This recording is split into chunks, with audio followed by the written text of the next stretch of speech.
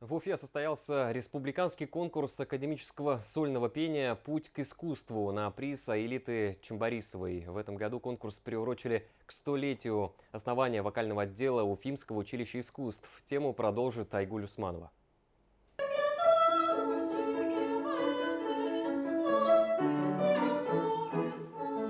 Радостная суета и нескрываемое волнение на лицах сопровождают участников и организаторов второго республиканского конкурса академического сольного пения на приз Аэлиты Чимбарисовой. Событие поистине знаменательного, ибо это первый открытый и долгожданный после двухлетнего локдауна смотр юных исполнителей. Напомним, первый в 2020-м, проходивший в условиях пандемии, был в режиме онлайн.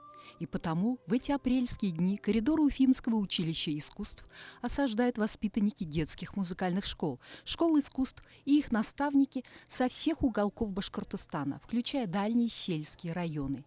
Это конкурс академического пения, поэтому ребятки с самого юного возраста поют классическую музыку. Композиторов, которые, конечно, им по силам, в связи с тем, что они еще юные, еще не совсем владеют своими голосами. Потом наш грядущий юбилей училища – это 100 лет, и 100 лет вокальному отделу, потому что училище искусств начиналось с двух отделов – это фортепианный и вокальный отдел. Вы нас очень порадовали, особенно Санта-Лючии, достаточно вы разбудили зал. Кто ваш педагог и как давно вы занимаетесь академическим вокальным искусством? Я с детства просто пел, но вот академическим начал с 3 класса и уже 4-й год учусь. Более полусотни претендентов в разных возрастных категориях на звание лучшего солиста академического пения продемонстрировали вокальные возможности, включая работу своих педагогов и концертмейстеров. Ведь успех каждого отдельно взятого исполнителя – работа командная. По ней можно судить о состоянии детского профессионального музыкального образования в районных городах и селах. Такая же командная работа и у судей, преподавателей предметно-цикловой комиссии «Вокальное искусство», а также членов жюри, что возглавила солистка Башкирского театра оперы и балета Светлана Аргенбаева. Практически все ученики Аэлиты Хайрулловны Чимбарисовой, являющиеся символом конкурса. Аэлита Хайрулловна для меня родной человек. Это родной человек, это мой первый педагог. Это человек, который вообще меня привела в большой вокал, хочу сказать. Потому что когда я поступала в училище, я пела только эстрадные песенки.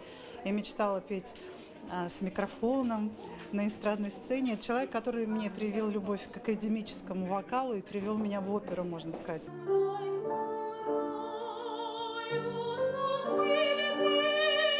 А теперь об итогах второго республиканского конкурса академического сольного пения. 36 участников удостоились звания лауреатов, 16 стали дипломантами.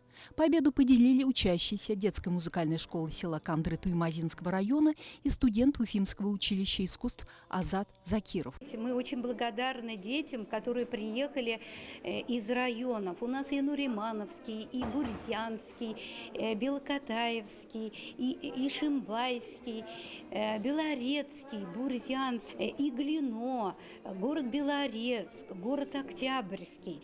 Друзей у нас становится все больше и больше, это радует нас. Наши дети поют академические произведения, стремятся петь именно на высокой такой ноте. Но главный приз юных талантов, начинающих артистов ждет впереди. Ведь в вековую годовщину Уфимского училища искусств грядет еще одна знаменательная дата – 95-летие Аэлиты Хайрулловны Чимбарисовой, которую знаменитый вокальный педагог и ветеран кузницы музыкальных и художественных кадров отметит в кругу своих многочисленных учеников.